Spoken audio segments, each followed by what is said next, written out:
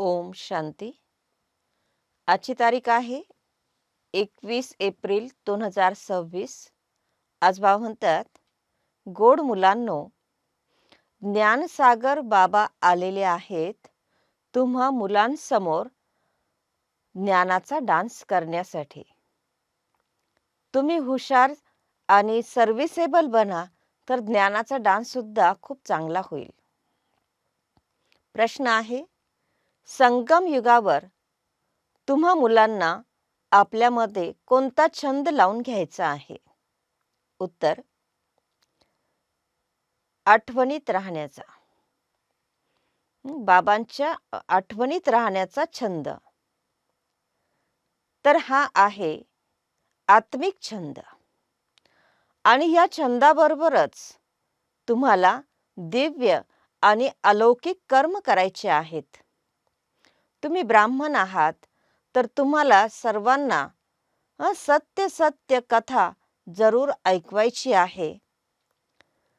सेवेची सुद्धा, सर्व्हिसची सुद्धा तुम्हाला हॉबी म्हणजे छंद ठेवला पाहिजे. गीत आहे, धीरज धर्मनुवा नवयुग आया की आया. ओम शांती. जसं एखादं हॉस्पिटल असतं आणि त्या हॉस्पिटलमध्ये आजारी पेशंट असतात, तर ते ही आशा ठेवून असतात की आम्ही या दुःखापासून मुक्त होऊ. आणि मग डॉक्टरांना विचारत असतात की काय हाल आहे, म्हणजे कधी ही बिमारी सुटेल, किती दिवसात आम्हाला बरं वाटेल. तर ते सर्व आहे हदच्या गोष्टी.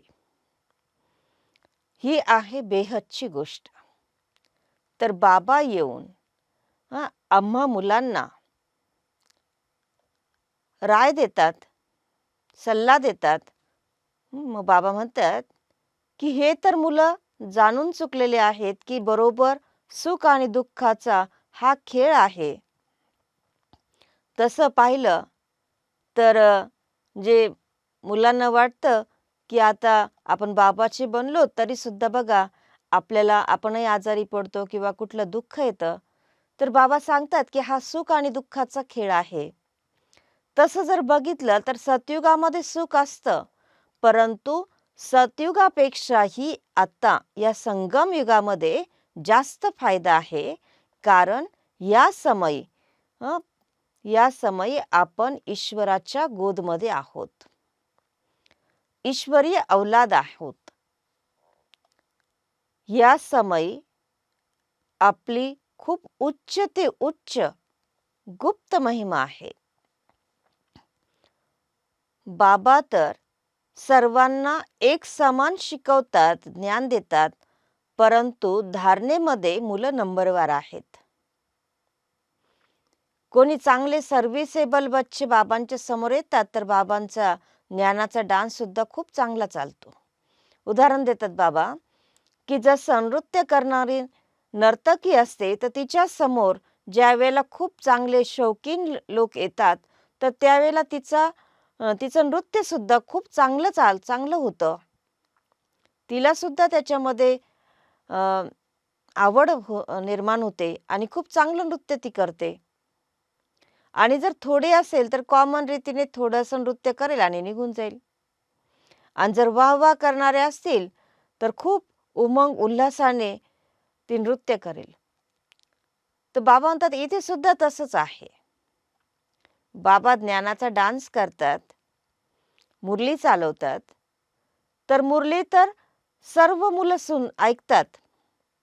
मुरली तर सर्व मुलं ऐकतात, परंतु सम्मुख ऐकणं म्हणजे बाबांच्या समोर बसून ऐकणं, ही तर काय वेगळीच गोष्ट आहे ना. हे सुद्धा दाखवलं जातं की श्रीकृष्ण डान्स करायचा. तर डान्स कोणता? तो डान्स नाही. वास्तविक पाहता तो आहे ज्ञानाचा डान्स. शिव बाबा स्वतः बसून सांगतात की मी ज्ञानाचा डान्स करण्यासाठी येतो. मी ज्ञानाचा सागर आहे. तर चांगले चांगले पॉइंट्स निघतात. ही आहे ज्ञानाची मुरली, लाकडी मुरली नाही. मग पतित पावन बाबा येऊन सहज राजयोग शिकवतील की लाकडी मुरली वाजवतील? हं. तर याचा कुणी विचारही करत नाही की बाबा येऊन असा राजयोग शिकवत असतील.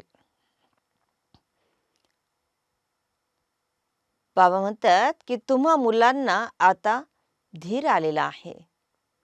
तुम्ही जाणतात की आमचं पद किती उच्च आहे व कमी आहे. आम्ही इतक्या मार्काने पास होऊ. हं. प्रत्येक जण आपल्याला स्वतःला समजू शकतो ना, आणि हेही समजू शकतो की फलाना फलाना खूप चांगली सर्व्हिस करतोय. हां, चालता चालता तुफान सुद्धा येतात.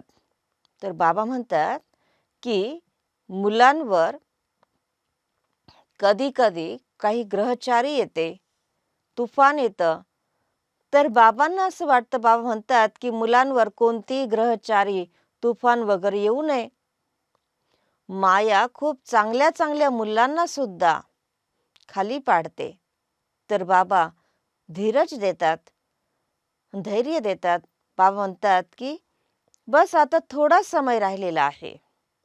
तुम्हाला सर्व्हिसही करायची आहे. स्थापना झाली मग तर काय, जायचंच आहे.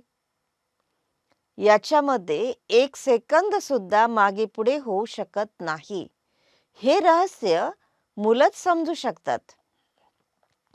बाबा समजावतात की ज्ञान तर खूप मोठी सहज गोष्ट आहे.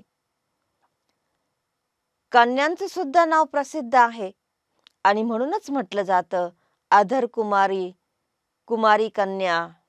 तर कुमारीचं नाव सगळ्यात जास्त प्रसिद्ध आहे.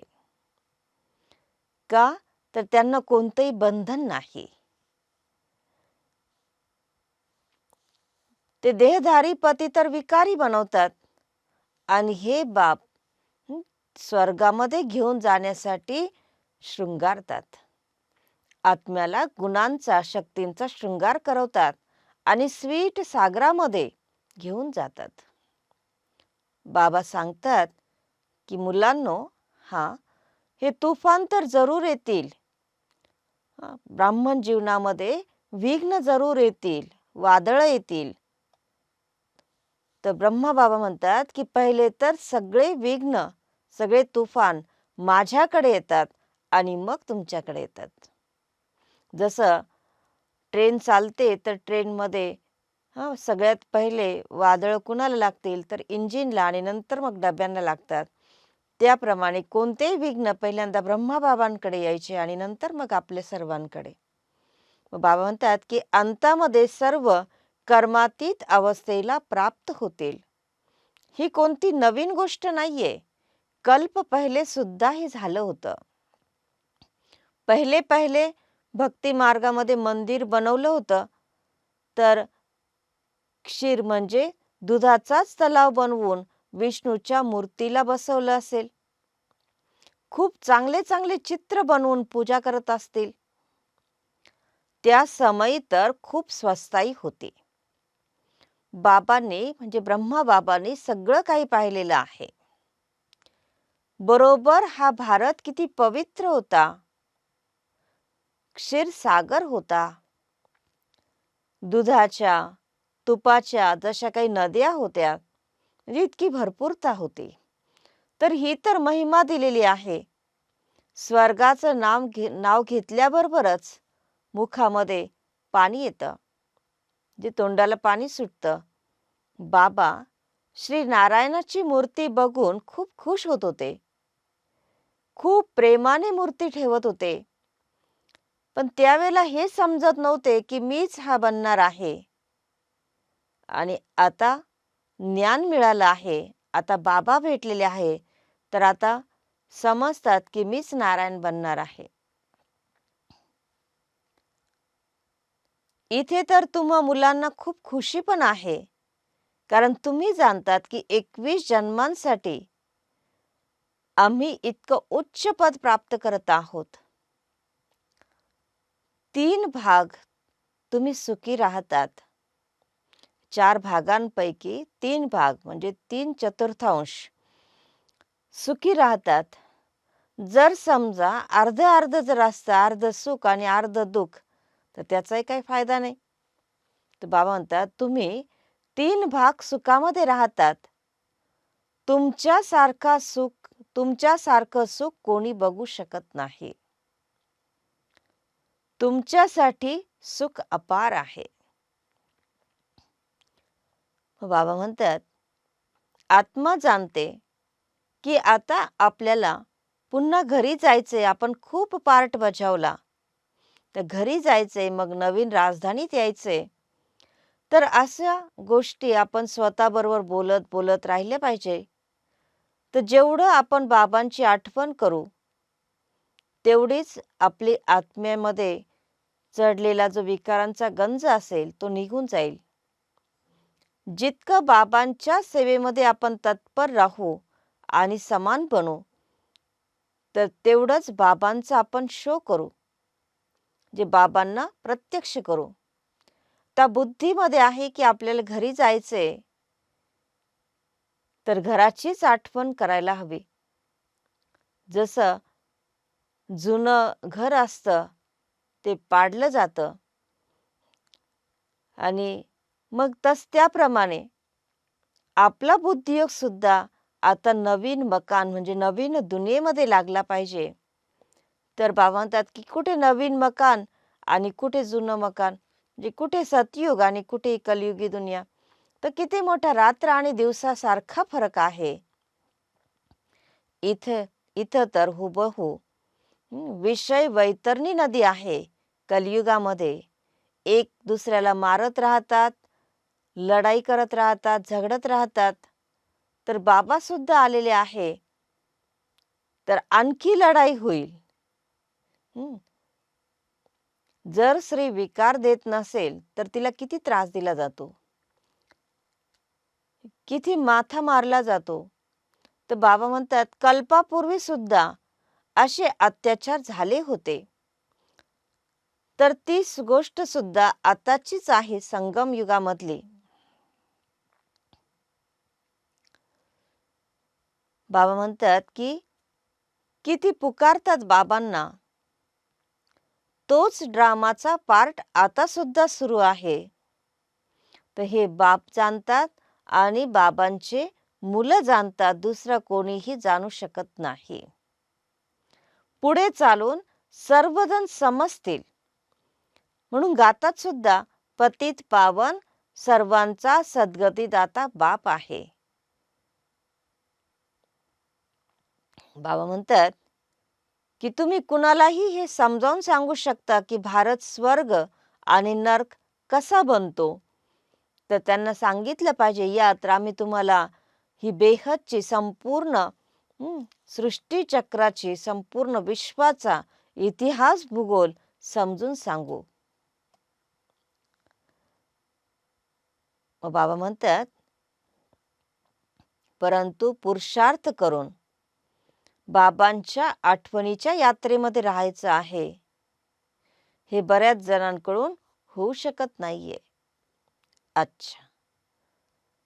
गोड गोड खूप खूप वर्षानंतर भेटलेल्या मुलांप्रती मातपिता बापदादांचा प्रेमपूर्वक आठवण. सुप्रभात. आत्मिक पित्याची आत्मिक मुलांना नमस्ते. आणि आम्हा आत्मिक मुलांची आत्मिक मातपिता बापदादांना प्रेमपूर्वक आठवण, सुप्रभात आणि नमस्ते. धारणेसाठी मुख्य सारांश आहे. पहिला पॉइंट, या जुन्या देह आणि दुनियेला बुद्धीने विसरून बाबा आणि घराची आठवण करायची आहे. सदैव या खुशीमध्ये राहायचं आहे की आता आपले सुखाचे दिवस आले की आले. दुसरा पॉइंट, ज्ञानाचे सागर बाबांकडून जे ज्ञान मिळालं आहे त्याचं मनन चिंतन करून बुद्धीला भरपूर करायचं आहे. देह अभिमानामध्ये येऊन कधीही कोणत्याही प्रकारचा गुटखा खायचा नाही, म्हणजे थांबायचं नाही, गोंधळायचं नाही. वरदान आहे, सदैव एकरस स्थितीच्या सिंहासनावर बसून सदैव एकरस स्थितीच्या सिंहासनावर विराजमान राहणारे बापदादांच्या दिलतख्त नशीन भव. विश्लेषण आहे, सर्वात श्रेष्ठ तख्त बापदादांचा दिलतख्त नशीन बनणं आहे. परंतु या तख्तावर बसण्यासाठी अचल, अडोल, एकरस स्थितीचा तख्त पाहिजे. म्हणजे बाबांच्या दिलतख्तवर बसण्यासाठी आपण अचल, अडोल, एकरस स्थितीवर अगोदर स्थित झालं पाहिजे. जर या स्थितीच्या तख्तावर, सिंहासनावर जर आपण स्थित होऊ शकत नसेल, तर बापदादांच्या दिलतख्त रूपी सिंहासनावरही आपण स्थित होऊ शकणार नाही. म्हणून आपल्या भ्रुकुटीच्या सिंहासनावर बसून अकालमूर्त बनून स्थित व्हायचं. या सिंहासनावर पुन्हा पुन्हा डगमग न होता बाबांच्या दिलतख्तवर विराजमान होऊ शकू. बाबा म्हणतात, भ्रुकुटीच्या तख्तावर बसून आपण स्थिर झालो, स्थित झालो आणि पुन्हा पुन्हा जर डगमग झालो नाही, एकरस असू, तर बाबांच्या दिलरूपी सिंहासनावर आपण विराजमान होऊ शकू. आजचा सुविचार आहे, शुभ चिंतनाद्वारे निगेटिव्हला पॉझिटिव्हमध्ये परिवर्तन करा. आजचा अव्यक्त इशारा आहे, महान बनण्यासाठी मधुरता आणि नम्रतेचा गुण धारण करा. ब्रह्मा बाबा आपल्या प्रत्येक मुलाच्या चेहऱ्यावर एकतर सदैव आत्मिकतेची मुस्कुराहट म्हणजे आत्मिकतेचा हर्षितपणा पाहू इच्छितात आणि दुसरं म्हणजे मुखातून सदैव मधुर बोल ऐकू इच्छितात. एक शब्दही मधुरतेच्या शिवाय नसावेत. चेहऱ्यावर आत्मिकता असावी, मुखामध्ये मधुरता असावी आणि मनबुद्धीमध्ये सदैव शुभ भावना, रहेमदिलची भावना आणि दातापणाची भावना असावी. प्रत्येक पावलामध्ये फॉलो फादर असावं.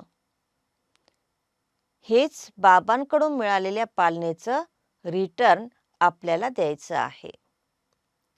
ओम शांती.